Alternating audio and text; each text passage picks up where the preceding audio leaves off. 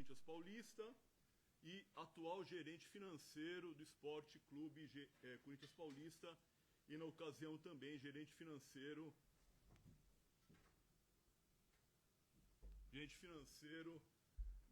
daquela entidade. A denúncia versa sobre possíveis crimes de apropriação indébita agravada, continuada, lavagem de dinheiro e falsidade de documento tributário, crime tributário. Há também pedido de constituição do crédito tributário em relação ao senhor Andrés, porque desta postura engendrada e descrita na denúncia, resultaram acréscimos patrimoniais ilícitos. E é uniforme no direito tributário que não importa a fonte da origem para que seja tributável.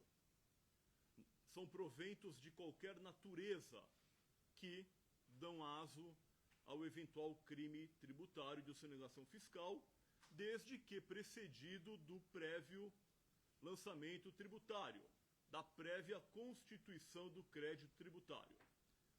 Trocando em miúdos, trata-se de denúncia com 2 crimes antecedentes: a apropriação indébita de cartões corporativos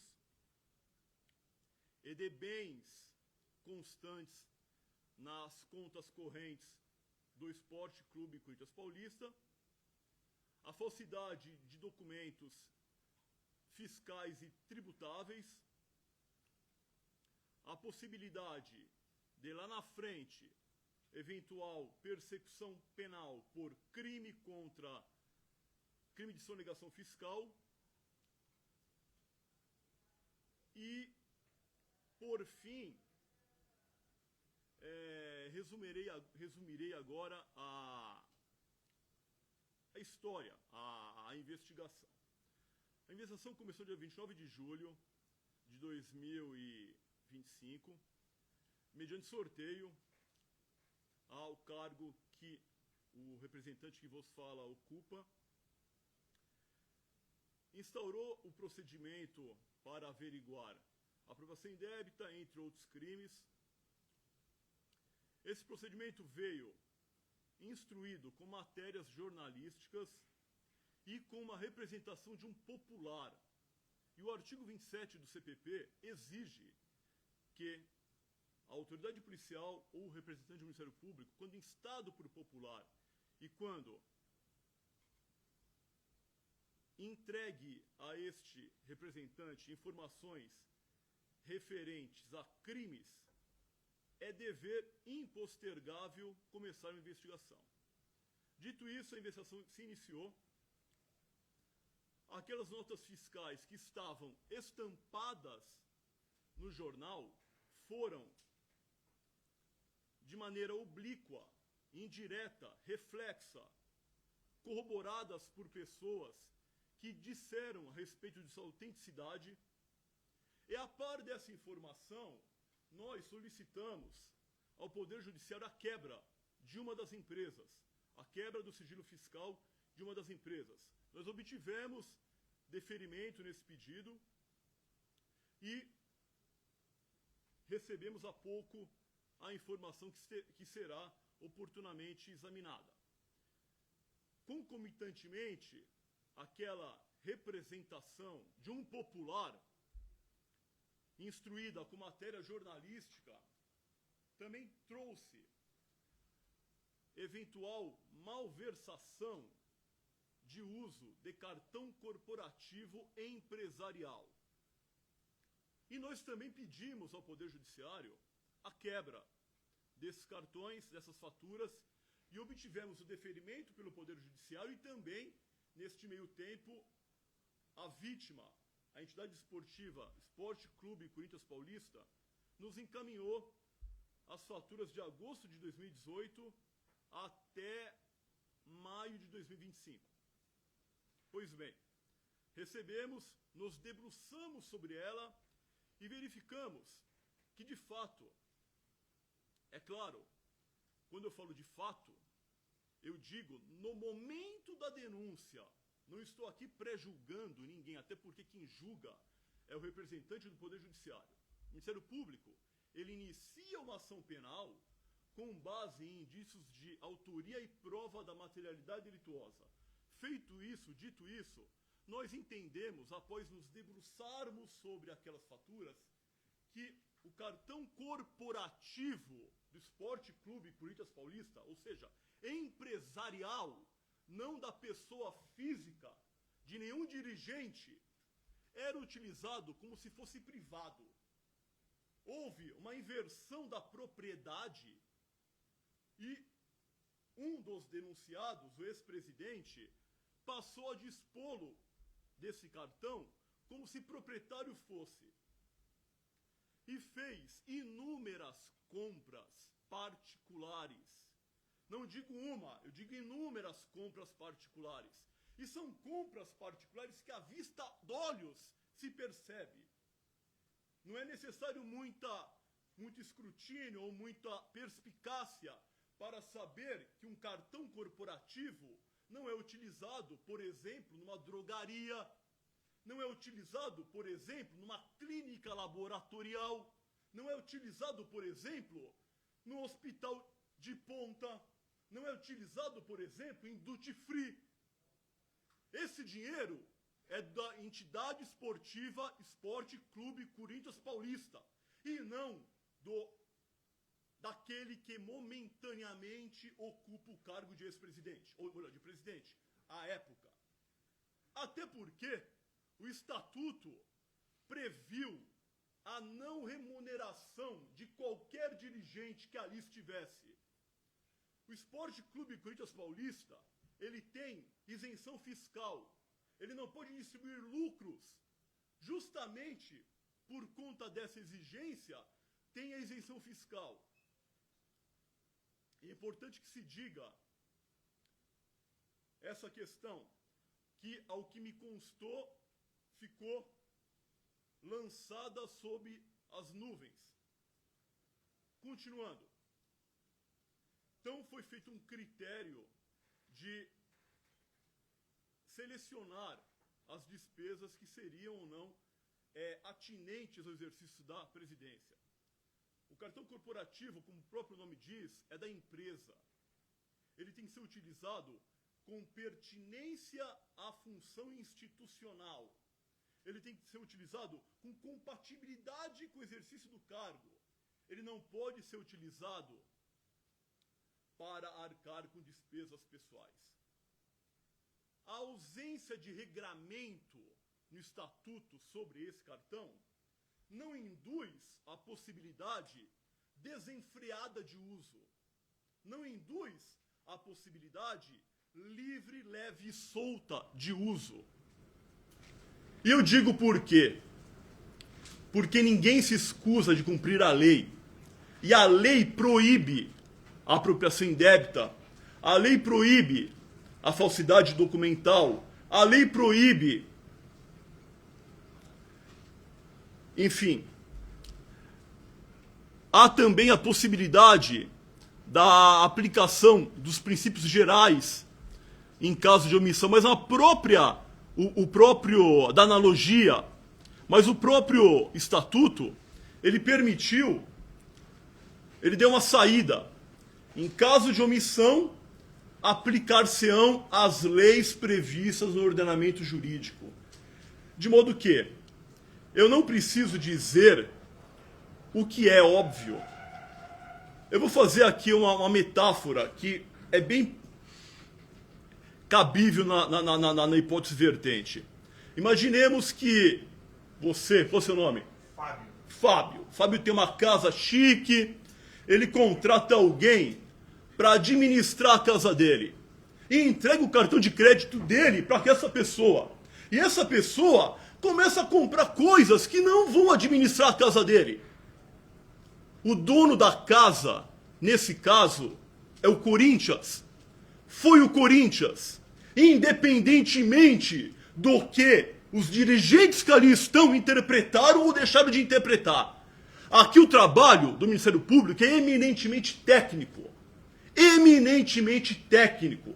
Nós submetemos ao pleito do Poder Judiciário uma acusação que não é condenação, mas é início de persecução penal.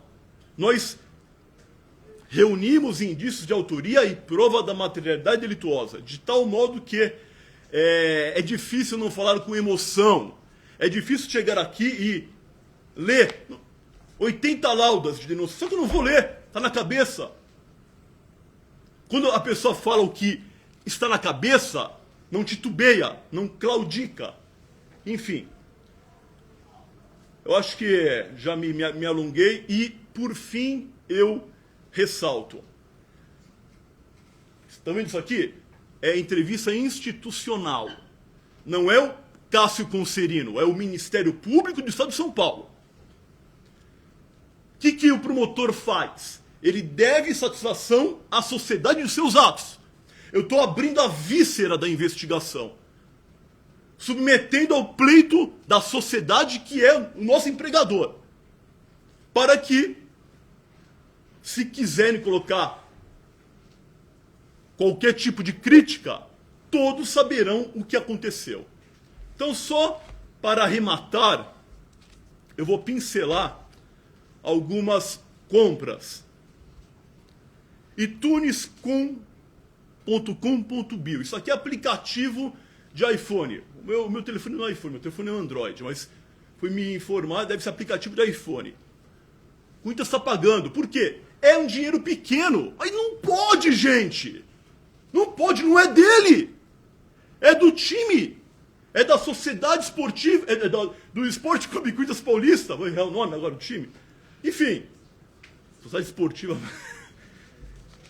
Tem aqui vários abastecimentos de imposto de gasolina.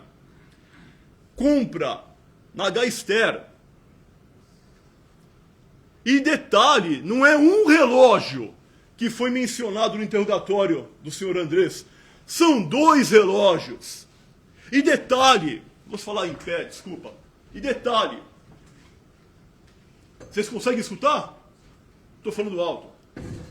E detalhe, o dinheiro empregado para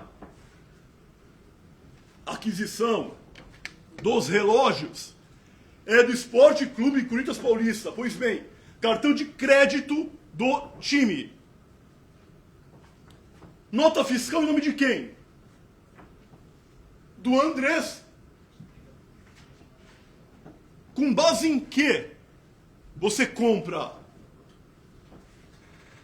um relógio, 2 relógios com cartão de crédito do clube e faz uma nota fiscal em seu nome?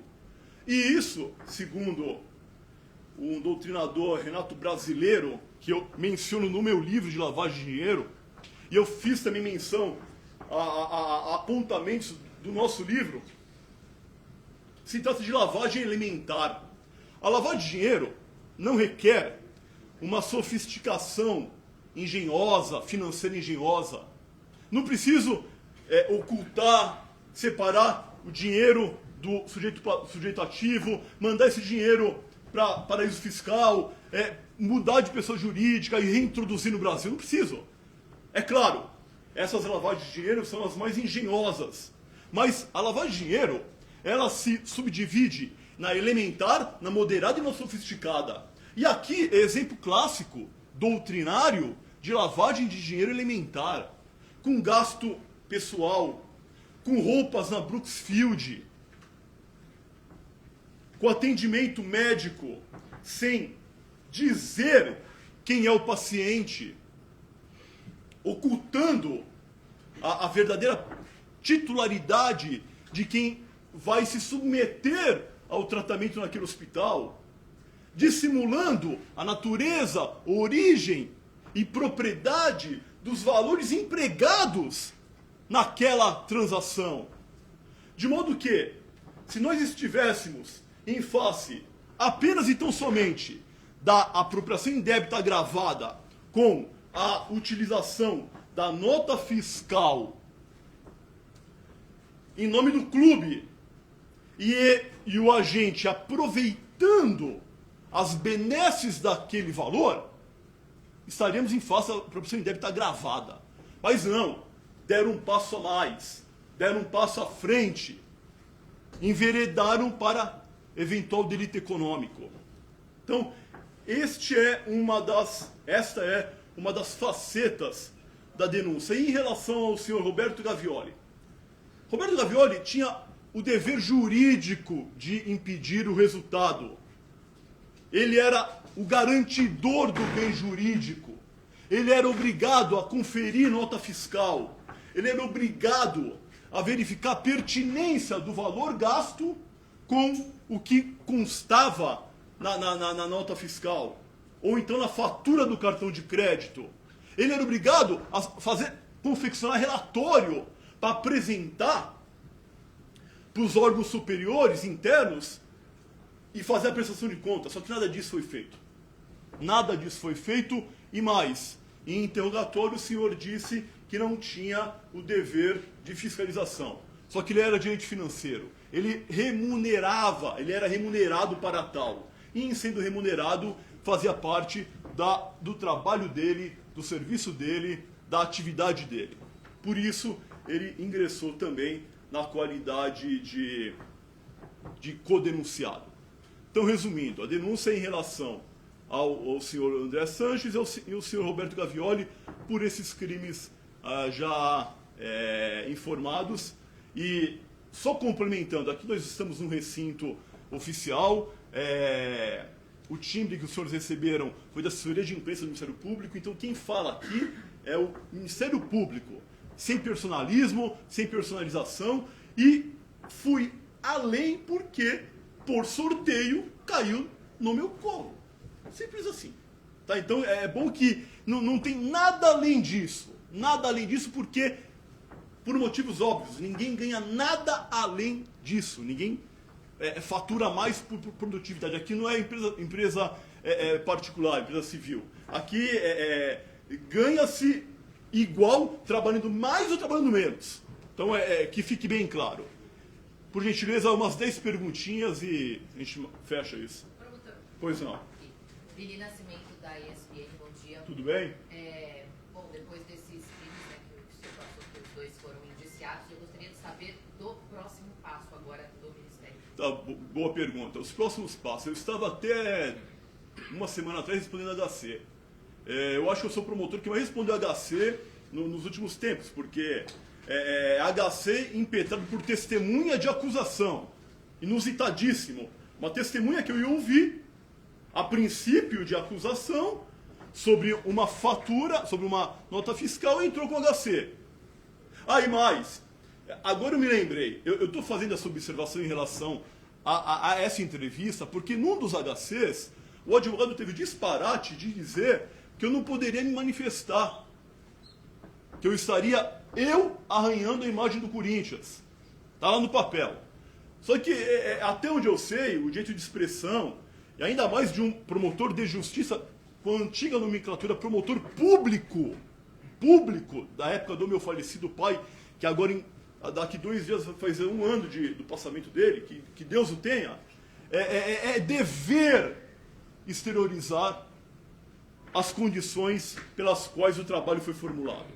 Pois bem, voltando à sua pergunta. Então, estou respondendo HC, espero que esses HCs não contaram com nenhuma liminar. A Procuradoria-Geral de Justiça, já em 2 HCs, se posicionaram contra o trancamento da investigação. E o último HC foi promovido pelo ex-presidente do Ilho. Eu já respondi, está agora em fase de manifestação da Procuradoria-Geral de Justiça. Na sequência eu vou ouvir o Denilson Grilo, dia 23 de outubro, e vou me debruçar agora sobre embaixo. É que a gente fala pensando, né? Porque nos dias atuais é difícil, então sobre as faturas do ex-presidente do Ilho. Vou me debruçar sobre isso. Enfim, é isso.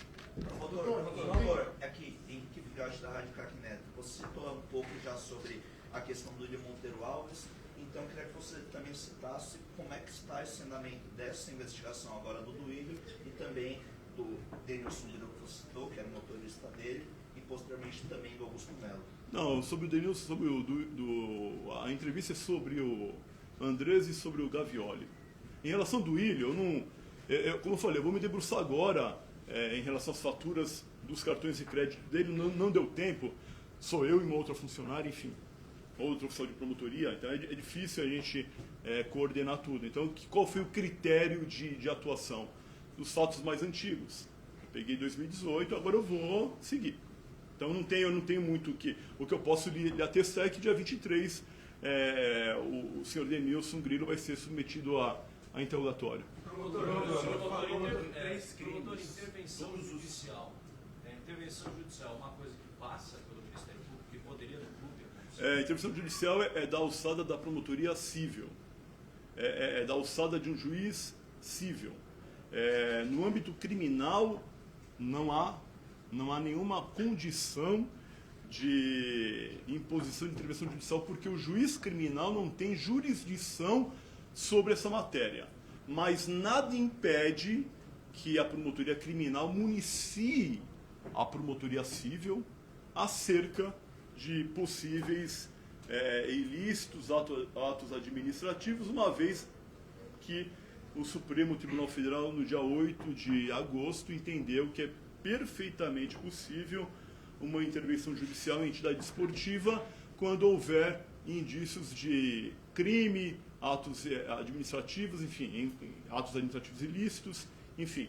Mas nessa seara criminal não há como se justificar essa atuação. O senhor falou em 3 crimes: calma, deixa eu falar aqui, apropriação indébita, agravada continuada, lavagem de dinheiro, falsidade de documento tributário. Esses 3 crimes, os 2 denunciados foram por esses 3 crimes?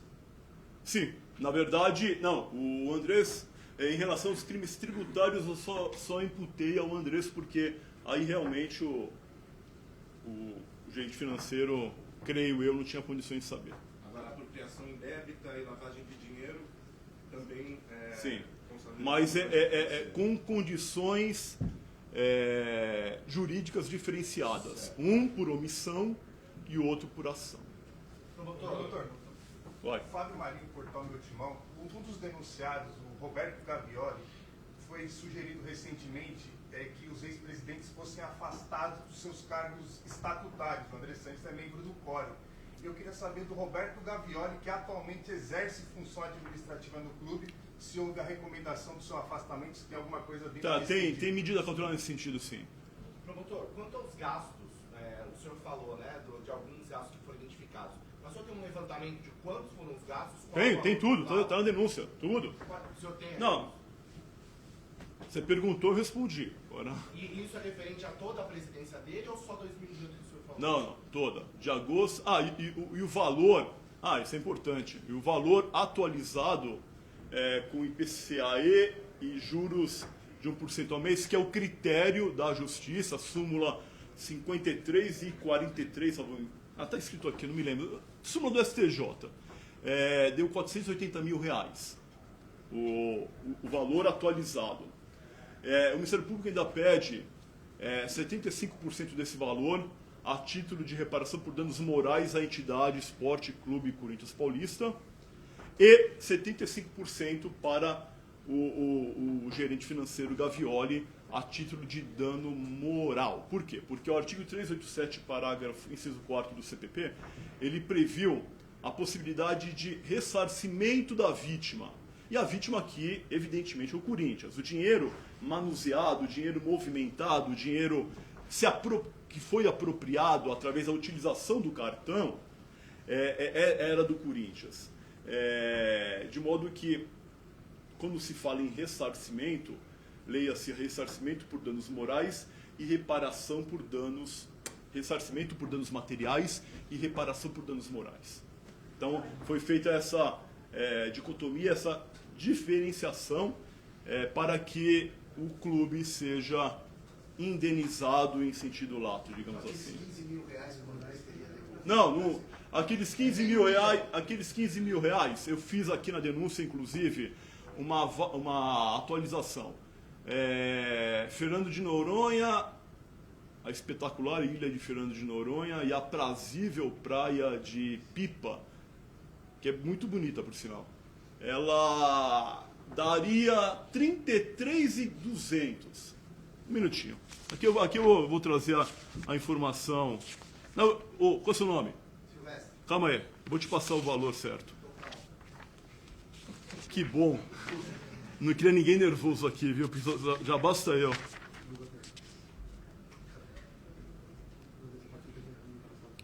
R$ 33.793,92. Foi... exatamente. Aqui, ó. Vou pegar meu óculos, que aqui tá difícil.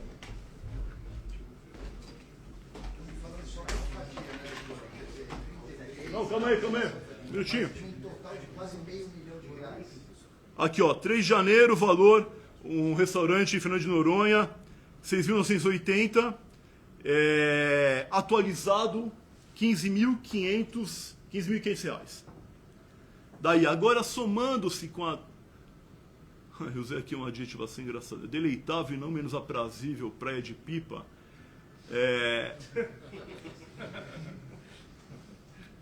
Tem-se o valor de... Puta. Enfim, gente. 33.793.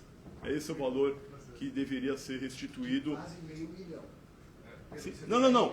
Eu estou falando de duas despesas aqui. Sim, 480 mil é o total da apropriação indébita, no caso. Sim. Tá. 33 mil das duas viagens. 33.700, não são 15 mil. Porque agora não precisa ser muito perspicaz. Um minutinho, já. Para você deve. Qual é o seu nome? Lucas. Por exemplo, você tem uma dívida. Essa dívida está rolando. Lá na frente você vai ter que pagar. Você vai pagar o valor. Isso não precisa. Já está escrito, né? Isso aí é humo médio, sabe? Enfim. Pois não, fala, Sandro. Sandro Barbosa, da TV Bandeirantes. Sim. O fato das pessoas tentarem devolver o valor, isso inocenta dos crimes praticados? Não inocenta porque o arrependimento posterior está ser voluntário, não houve voluntariedade. Depois de 5 anos instado pela imprensa para pagar, não é voluntário. Não é voluntário. 5 anos depois, me lembrei, não. A voluntariedade exige, no mínimo, a ausência de concorrência externa para que a pessoa tome a iniciativa e faça o pagamento. O Ministério pede, dos 480 mil, o Ministério pede, além dos 480 mil, 75% para o Andrés. E 75%... Além dos 480. Porque, como eu falei, tem uma diferenciação. O 387, inciso 4º do CPP, fala de indenização à vítima. Eu não uso esse termo, mas enfim. E entende-se que a reparação é por dano moral e o ressarcimento é por dano material. E aqui há de convir que há dano moral para o torcedor do Corinthians que está lá atrás, por exemplo. O torcedor do Corinthians lá atrás, que frequenta jogo, que eventualmente é associado do clube, autorizou o presidente a ir para Fernando de Noronha? Eu creio que não. Então, há dano moral coletivo. E é isso. Pois não?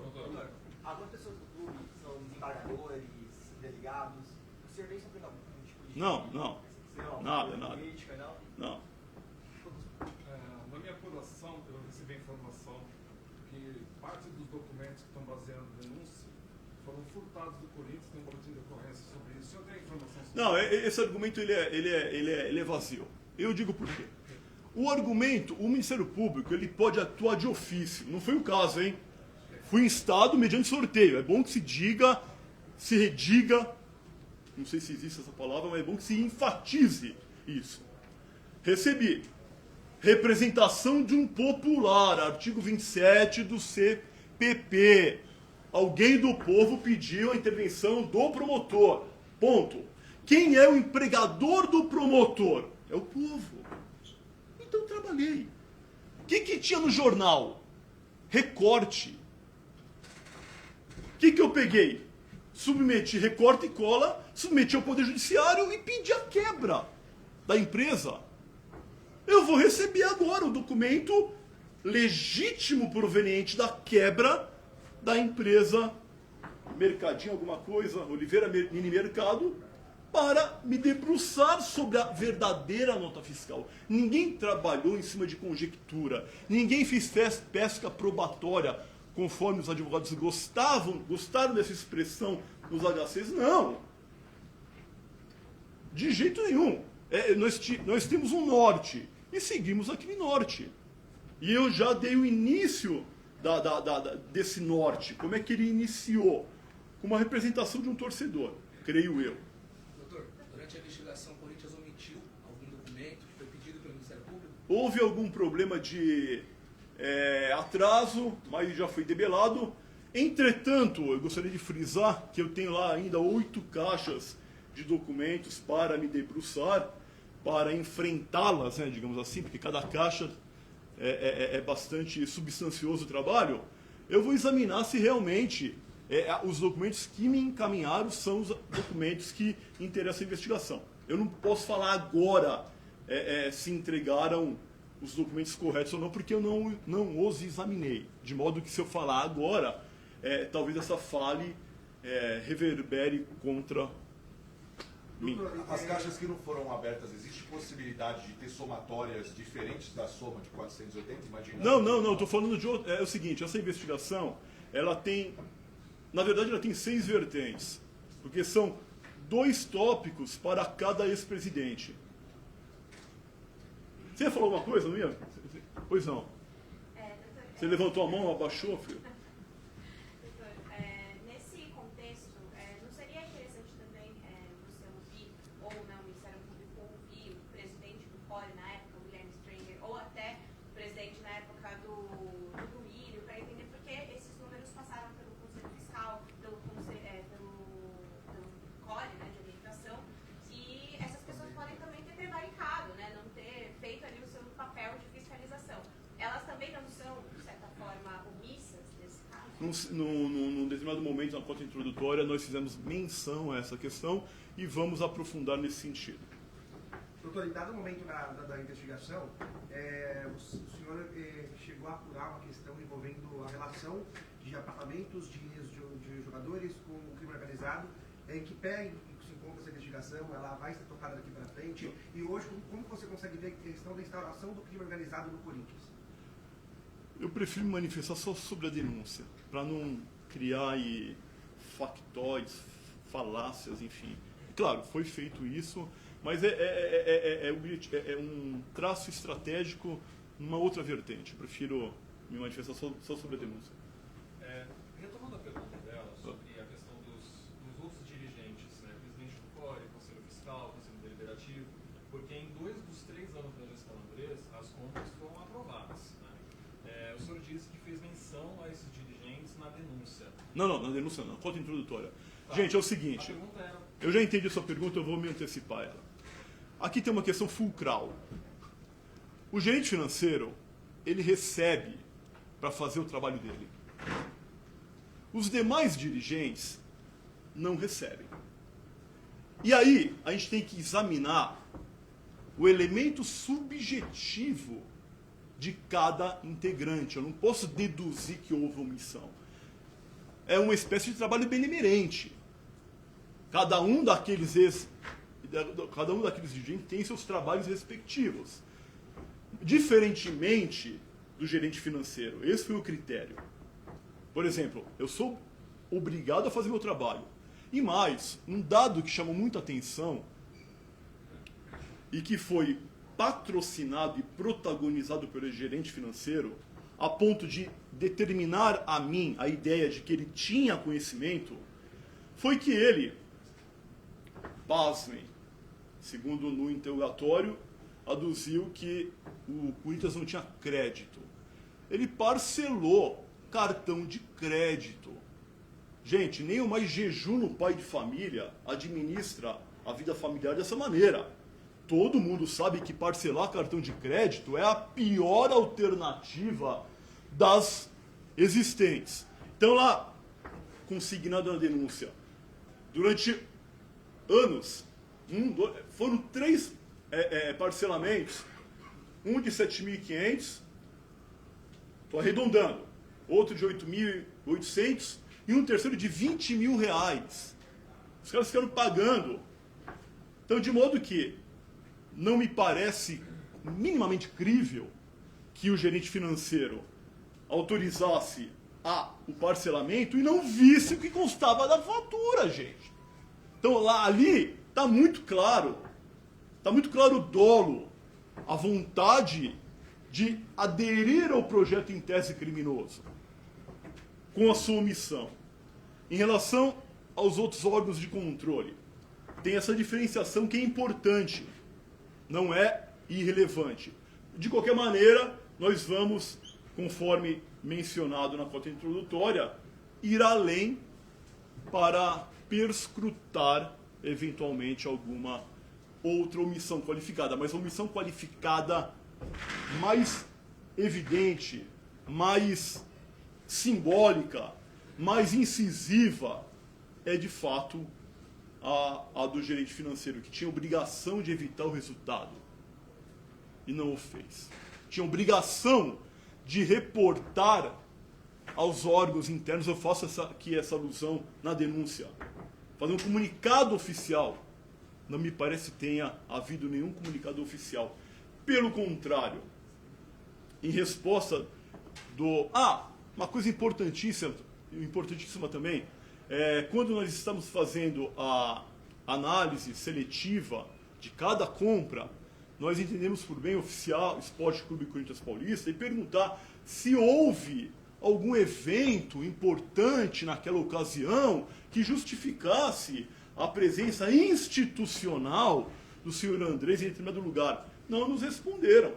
Disseram que não tinham agenda particular do ex-presidente e por aí vai. E mais, en passant, disseram que o senhor Roberto Gavioli, quando examinou as faturas, não percebeu tanta irregularidade porque a movimentação anual do clube é de mais de 1 milhão. Aqui, senhores, e aqui é a fala mais importante da entrevista, leva-se em consideração o desvalor da conduta, não do resultado. Eu não estou tratando aqui de milhões, de milhares, mas o desvalor da conduta, da postura, da atividade enquanto ex-presidente. O resultado é importante, mas é um detalhe diante da conduta que é absolutamente inconciliável com o ordenamento jurídico vigente. A utilização de cartão de crédito para se apropriar de valores de conta corrente é caso típico de crime antecedente para a consecução dos demais que foram perscrutados e identificados no decorrer da investigação. E vou além, também não mencionei. Durante a investigação ainda, nós vamos analisar de per si cada uma das transações mais vultosas para que verifiquemos se houve ou não a falsidade do documento tributário fiscal para a possibilidade de um eventual delito econômico. Doutor, presente diretamente na lei, como vocês definiram qual gasto era considerado como de cunho pessoal? Em qual sentido? Por exemplo, um jantar. Como que vocês declaram que este jantar foi de cunho pessoal e não de cunho de interesse ao clube? Para entender... Nós entendemos, nós oficiamos o clube, pedimos para que fosse passado todos os eventos importantes, sociais, institucionais daquele período. Não nos passaram. Nós pesquisamos... Quem é do Meu Timão aqui? Nós pesquisamos no site Meu Timão e vimos jogos de futebol. Não havia jogo nenhum. Enfim, inverte o ônus à prova. Por quê? Porque como é que funciona cartão corporativo? Você faz a despesa, você pega a nota fiscal, você submete a gerência financeira lá. Não era feito nada disso. Doutora, a denúncia, agora fato denunciado, principalmente o Andrés, o senhor acredita que corrobora para o pedido que o senhor fez para que eles sejam afastados da vida política do clube? E aí inclui-se nesse momento o Roberto Gavioli, que hoje ocupa um cargo dentro do clube? Foi feito esse pedido. O senhor vislumbra um prazo para essa denúncia ser apreciada? Não, prazo é com o judiciário. Doutor, até falando um pouquinho mais do conselho do clube, que a gente vê que vem acompanhando bem lentamente esse processo, o senhor acredita, logicamente, acompanhando dessas investigações, desses impedimentos, uma possível expulsão desses que poderão ser culpados dentro do próprio clube, até certo servir como exemplo para a fiel torcida? Tá longe de mim fazer esse tipo de esclarecimento. Tá? Eu não tenho a menor condição de opinar ou de interceder nesse sentido. O que eu fiz foi pedir medida cautelar parecida com isso. Aí fica a critério do Poder Judiciário. Qual seria a punição? Fora do... Não, é a punição do estatuto. O estatuto previu o desligamento. Né? Não, mas eu digo fora da seara do clube, da justiça, normal. Eles podem ser punidos com qual punição, qual a pena? Vai ser isso. O processo em débito está gravado um ano, mínimo um ano. Que tem que devolver a grana para acontecer? Enfim, eu não... Pode ser preso. Prisão é com o judiciário. Em princípio, em cima disso, doutor, quais são os próximos procedimentos? O promotor não determina a prisão, mas então existe melhor não... Existe pena de prisão prevista nos crimes denunciados. Sim. Pena de reclusão. E aí, em cima disso, qual é o procedimento, uma vez que denunciado, o procedimento agora parte de que forma?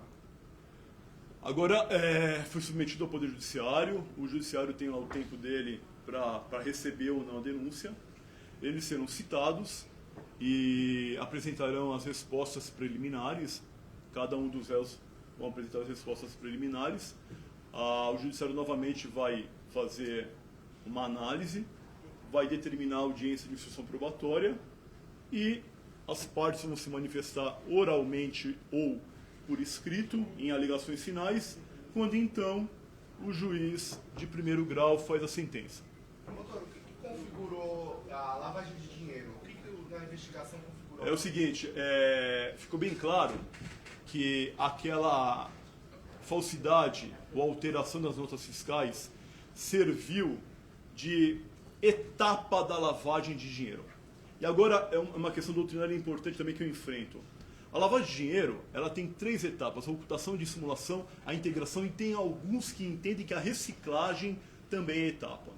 Eu estou trabalhando com ocultação, dissimulação e integração. Integração é a reintrodução do bem à economia formal. É a terceira etapa. A dissimulação é o encobrimento, é o mascaramento da origem, da propriedade, da movimentação, da localização, do dinheiro, no caso do bem, do valor empregado. E a ocultação é o distanciamento daquele proveito criminoso do sujeito passivo, do sujeito ativo da infração penal anterior. Por que eu falo isso? A lavagem é um delito autônomo, mas ela exige um delito prévio. Até 2012 havia um rol taxativo. Tráfico entorpecente, tráfico de arma, crime contra a administração pública, extorsão mediante sequestro, enfim. Crime praticado por organização criminosa, enfim. De 2012 para frente, com a lei 12.683, nós obtivemos uma lei de lavagem de dinheiro de terceira geração, ou seja, que não traz mais consigo crime penal, infração penal anterior, previamente rotulado, ou seja, qualquer infração penal anterior que dá ensejo, que dá aso à obtenção de valores, dá condição de, subsequentemente, processar por lavagem de dinheiro. Dito isso, a apropriação indébita é uma infração penal anterior que deu margem para que, por exemplo, se comprasse 2 relógios na H-Ster com nota fiscal adulterada. A nota fiscal deveria vir em nome do clube, não do Andrés. O Andrés não pagou pelo aquele relógio. Quem pagou foi o clube. E por aí vai. A digressão argumentativa, ela segue nesse caminho. Então, o que eu quero que vocês entendam é o seguinte: houve dissimulação da origem, propriedade do dinheiro gasto para adquirir aquele relógio. Aqueles relógios, né? Sabe o valor dos relógios? Não me lembro. Mas, como eu te falei, o desvalor da conduta, não do resultado. Que? Quando o senhor fala de falsificação de documento tributário... 5 mil quebrados, 5 mil quebrados. Quando o senhor fala 2019, 5 mil quebrados. Quando o senhor fala da falsificação de documento tributário, é justamente essa questão da nota Sim, fiscal, né? e são Esse do relógio é o exemplo perfeito, tem uns 3 crimes aí, é isso? Sim. Na verdade, tem roupas na Brooksfield. Que também segue a mesma sistemática. Enfim, é a lavagem de dinheiro elementar. Como eu falei, elementar, a moderada, não é moderada, tem outra nomenclatura, e a sofisticada. Então tem essa possibilidade, inclusive, assentada pela doutrina e pela jurisprudência. Doutor, o senhor tem conhecimento de um inquérito policial aberto no 52DP com o mesmo escopo do procedimento do inquérito? Não tem. O senhor sabe se o clube registrou algum boletim de ocorrência sobre isso? Sobre o quê? Sobre esses supostos desvios do cartão. O clube poderia registrar algum boletim de ocorrência, chegou a registrar? E a gente sabe que o clube registrou um boletim de ocorrência por conta das notas fiscais não terem aparecido lá. Não tem essa informação. Eu creio que não. Porque se tivesse boletim de ocorrência prévia, eu não poderia investigar. Porque a polícia estaria já investigando, sob pena de bis in idem, que não é vedado no direito brasileiro. Fechado, gente?